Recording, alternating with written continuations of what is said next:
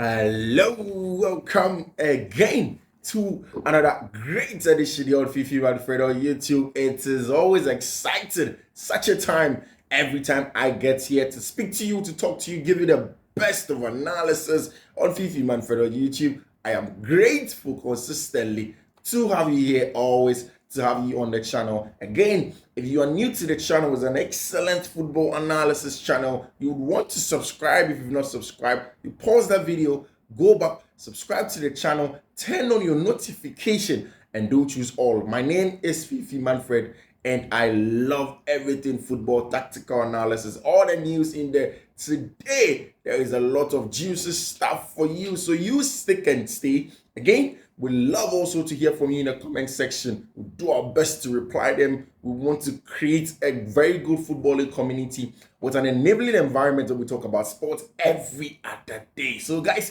thank you very much for choosing your Fiifi-Manfred. Let us get into it. But just before that, let me just give you the bits and pieces of everything that's going on. There is African Cup of Nations round of 16, day 2 that's going to go on. There is the big one, Egypt versus Cabo Verde. There is also Equatorial Guinea versus Guinea. Everything that Equatorial Guinea did in the first round, the excellent way of play, being in the group, being in Group A with a host nation and topping the group, playing some excellent football, dictating paces of games, understanding their strengths and weaknesses, being compact at the back, using Emiliano Insue up top as the holder player, and then to play forward, create chances, score direct goals, and then being where they are. Of course, the story of Equatorial Guinean football triumph didn't just start today. From the days where they hosted the AFCON, when they were in quarter-final, when they were joined fourth, it has been coming. It has been coming for everything Equatorial Guinea, and they've been doing some brilliant stuff today. I think that today is the day where they're going to go a step further again into the quarterfinal. A day where again they show they are such a top side and they are going to get in there. And I think Equatorial Guinea are going to get in there again. And then on the other side, there is Egypt versus Cabo Verde. Egypt versus Cabo Verde. Hey, so I have a very funny theory for North African side when they play the teams that are south of the Sahara, like DR Congo, Egypt, and how they play most of the times. And you watch games like that, and most of the times these North African side want to match the boys from the south of Sahara in terms of physicality and then aggression and combativeness and all of those stuff. And it was clear in that game that DR Congo played against Morocco. There was a lot of physicality, there was a lot of aggression, there was a lot of want for the ball, and you could tell that the DRC wanted to dominate the game, but the Moroccans will not be pushovers. And throughout the game, they stuck in the game as long as possible. Of course, the DRC got the final equalizer. They should have won that game by 2-1. They had a penalty where they couldn't take it, and the likes of Gael Kakuta were closed down the middle of the park and all of that. So it's a match-watching game. This one is going to go on between them and then of course the Egyptians today. But hey, I trust that the DRC are going to be a good one. I am tipping the DRC to go to. Trust me, I think that they're a very good side. I think that they've shown it in World Cup and AFCON qualifiers that they are almost there in terms of their evolution as a nation and the kind of football that they play. And I'm trusting that the DRC will go through ahead of the Egyptians today in the African Cup of Nations round of 16. Yesterday was mouth-watering. Victor Osimhen, boy. See, it is more about what Osimhen doesn't even do than what he does. He puts you under pressure. He makes you make mistakes. He forces the hell out of you. He makes you uncomfortable. He did it yesterday over and over and over again to the Cameroonian centre backs and forces them to make mistakes. Of course, Ademola Lookman got the 2 goals. But the first one was on that hard work from Victor Osimhen. It was brilliant. But generally, the Nigeria team in itself was a good locomotive engine working together. It was just like a train, all parts coming together to work to move forward. And yesterday, the Nigerian team were brilliant, from Ola Aina and every other person in the team. Sheyi Ajayi, from William Trestekon, Kenneth Omeru came in the second half. Zaidu Sanusi, excellent player. Yusuf, who are here in the Nigerian Premier League, is a local lad, getting into the team, showing quality in the middle of the park. partnering with Franco Onyeka in the beginning. At some point in time, Calvin Bassey will step into the middle of the pack, then the full backs, then up top, you have inside hands, and it will be sometimes Ademola could keep the weight, but when Calvin will push high, he will stay. I mean, Moses Simons will obviously cut in the middle of the park for Ainatic. It was brilliant. Like, there was a plan, like great plan, excellent way that the Nigerians wanted to play, and then they deserve every good thing that's coming their way in terms of the successes that they've had going forward. So yeah, congratulations to Omo Naija people. They book a huge date with the Angolans. That game is not going to be easy, but I trust that it's going to give us an excellent football time. Now let's get into everything that's going on in Europe. Everything that's going on in Europe. Boy, Carlo Ancelotti, if you're a Madrista, and then of course if you're a Barcelona fan, if you're a Chelsea fan, if you're a Liverpool fan, I'm here to give you a lot of the juices. So first of all, let's start with the Chelsea conversation. See, I told people several times that when the Conor Gallagher news were coming, that hey, Conor was going to be sold by Chelsea, Chelsea are not going to extend a contract with Conor Gallagher, they're going to let him go. I said two things, and I'll keep on saying it over and over again. First of all, is the fact that in terms of Chelsea's midfield dynamics, Conor may not be playing every game. So I've said is that he's going to be a tactical weapon in Chelsea's arsenal, where you go into games where you need to chase the game, you need to be more aggressive, you need to be more combative with them in the middle of the pack. I mean, you need a 10 that will inject that.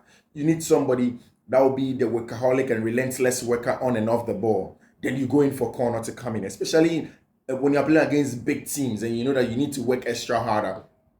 You need Conor. But in terms of the technical and control aspect of the game, where you want to break down low blocks in a 5-3-2 and a 5-4-1 and everything. And I've said consistently that if you play against a team that sits in a 5-3-2 shape, it is very difficult to play against them. Very difficult to play against them because they give you the pseudo sense that you are in control by letting you have the ball in certain zones, allowing you all the time on the ball, but every space that you need to exploit to get a goal, you don't get it. Again, I've also said consistently that football it's a battle for space. It's about how you win a space, how to gain control over some territories on the football pitch. You gain control over such territories, then you'll be able to convert them into scoring chances. And when you do take them, you do score, right? So people like Conor Gallagher, you watch the game against Fulham, where he did that excellent runs between fullback and then outside centre back, fullback, outside centre back. You go back, you watch that again, and it was so stellar. And I think that it is one of the new things I'm seeing with Mauricio Pochettino's teams in terms of control and creating chances, and then the verticality of teams. At any point be vertical, but it's the horizontality of these balls that creates the proper chances for you. You need to go wide, but then you need also the runs in between the fullback and then outside centre back. It creates a lot of opportunities. And I think that Conor's importance has also been good. The fact that he has captained Chelsea most of the time this season than anybody, with Reece James's injury, somebody that comes from the academy. The only reason why Chelsea and then the sporting directorship and everybody would even have thought about selling Conor Gallagher was the fact that, hey, the homegrown players represent pure profit in terms of sales. So because there are no costs on them in terms of you getting them through your academy, it is seen as you didn't spend anything because you didn't go and buy them. It's pure profit. It comes straight into your books. If 50 million, it comes 50 million. So it was essentially about an opportunity perhaps to balance Chelsea's books. That's why the thought was, of course, teams like Tottenham Hotspur, who wants a hybrid technical, and then if you see how Conor had developed in terms of the technical aspect of the game in recent times, you would agree that if Ange Postecoglou had a thought of having him here, but I never believed that he was going to lead Chelsea, especially under the stewardship of the current sporting directorship. He was going to be important at certain levels, and I hear this morning from Jacobs Bain and Stuyben and all the guys that are close to Chelsea who are saying that, hey, it looks as if Conor Gallagher is going to extend his contract. He's closer to that now. His entourage in Chelsea have been in a tete-a-tete for a while now. They've been discussing the modalities of a new contract. Conor is only earning 50,000 quid. I mean, each month, each week at Chelsea, and that wage is so low. But you can understand he's an academy player. He just came from the Chelsea academy, And I'm sure that would have been a huge jump for him because he probably wouldn't have earned anything while he was at academy, or would have earned a meager sum at academy. Now he comes into the team, he's one of the captains, and he earns about 50 million. But he, as a captain, as a deputy captain, for the job that he has done, he ought to be rewarded. And Chelsea need to make sure they reward him. And I think that how they want to reward him will be good enough. I hear that there's a possibility of Connor taking up to 150,000 quid or pounds each week from Chelsea Football Club. And I think that is huge. That's going to be a very good rewarding for Conor Gallagher. He has earned his place in the team. He has played exciting stuff for the team. Times where the team was down, everything went through him. This season, he's yet to score a goal. I can't wait for that corner goal, that bullet for him to score. He has hit the bar a couple of times. He's a player that's really evolved, really gone. Yes, he's going to be a part of the team. And I would love to see how Pochettino would want to use the midfield when everybody is fit, when he has Romeo Lavia, now that he has called in Cesare Casadei, Enzo Caicedo, Conor Gallagher. It is quality depth in the middle of the park for Chelsea. Everything that you want for your midfielders. Number 10, attacking 8, deep-seated 6, double 6 players, everybody in between the lines, connectors or the incisors, as I call Kani Chukwuemeka, in between the lines. I am excited with the Chelsea project going forward. And I said, again, you look at what Mauricio Pochettino has been doing in the last few games, and you can understand that, hey, now everything that we used to see at the beginning, where I said that consistently, Mauricio Pochettino and everybody who's a returning viewer on my channel will understand and will record. I kept on saying these things. If you've ever heard me say this thing, I want you to comment in the comment section that I said that Pochettino may not be the best tactical mind in the world, but in terms of where Chelsea are, development of talent, where they are being calm and patient with teams and going on to develop them into a unit, you need someone like Mauricio Pochettino. And I think that over time he has shown that. Results were not coming. He was the best guy. People kept on saying that, why is he dropping the standards at Chelsea? Why is he saying that the players, he will not blame the players when they failed and everything? That's a young team. As a manager, you need to find a balance. You need to know when to blame, when not to blame, when to go in hard and full ballistic on them, and when to stick with them and say that, hey, okay, fine.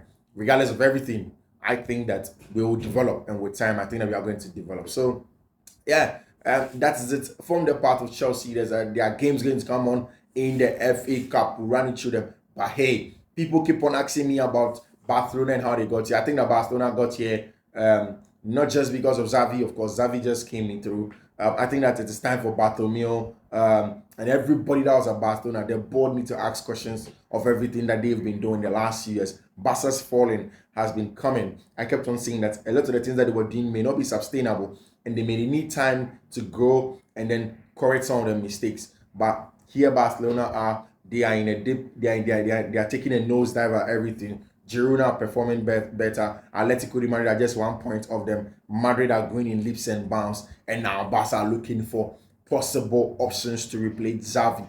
Who could be the guy? Who is the man to replace Xavi Hernandez in the dugouts for FC Barcelona? Is it going to be Jurgen Klopp? I hear they want to speak to Luis Enrique. I hear they want to speak to some very good young managers that are around in Spain. And then they've gone to speak to Michel, the Girona manager. But is the Barca project worthy enough for some of these managers that have huge prospects to leave wherever they are and come and take the Barcelona project? Even as the players. You remember Xavi had said that immediately he feels that he doesn't have his players or he doesn't have his dressing room, he would want to leave, and you can feel it. At the end of the season, Xavi Hernandez will be leaving FC Barcelona, and that's it. And while they are doing that, Carlo Ancelotti and his Real Madrid seem to be going in leaps and bounds. They seem to be getting their job done.